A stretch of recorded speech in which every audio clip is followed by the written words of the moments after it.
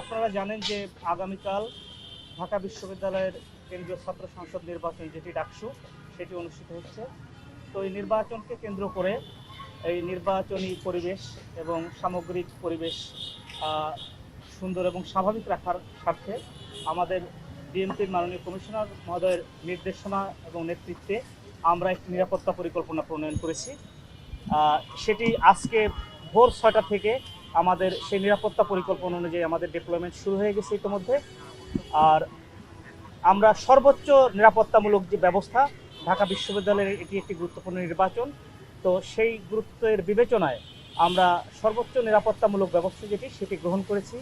আমরা আশা করছি আমাদের পুলিশ এবং ঢাকা বিশ্ববিদ্যালয়ের যে প্রক্টোরিয়াল বডি আছে এদের সামগ্রিক এবং আপনাদের সার্বিক সহযোগিতায় আসন্ন যে নির্বাচন সেটি শান্তিপূর্ণ এবং নির্বিঘ্ন পরিবেশে অনুষ্ঠিত হবে। কোনো ধরনের আশঙ্কা আপনারা দেখছেন কিনা আপনাদের পক্ষ থেকে?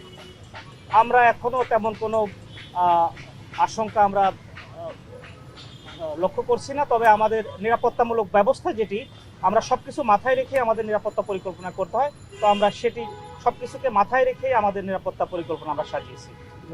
স্তরে নিরাপত্তা নেওয়া হয়েছে কিনা এরকম?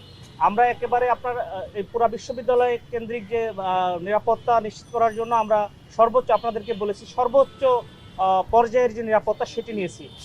আমাদের এই সুইপিং থেকে শুরু করে আমাদের চেকপোস্ট কার্যক্রম, আমাদের পেট্রোল, আমাদের ভোট কেন্দ্রিক যে নিরাপত্তা, সব ক্ষেত্রেই কিন্তু আমাদের ডিপ্লয়মেন্ট আছে। আমরা আশা করছি যে নিরাপদ এবং নির্বিঘ্ন পরিবেশে আসন্ন নির্বাচনটি অনুষ্ঠিত হবে। ক্যাম্পাসে বহিরাগত প্রবেশে কি ধরনের? ক্যাম্পাসে বহিরাগত প্রবেশের ক্ষেত্রে আমাদের বিশ্ববিদ্যালয় প্রশাসন যে নির্দেশনা দিয়েছেন ওনাদেরকে আমরা সহযোগিতা করব, যাতে করে বিশ্ববিদ্যালয়ে বিধি বহির্ভূত যে সকল লোকজন আছেন যাদের প্রবেশ করার এখতিয়ার নেই তারা প্রবেশ করতে পারবেন না। দৈনিক বাংলাদেশ মিডিয়া, সত্যের সন্ধানে সারাক্ষণ।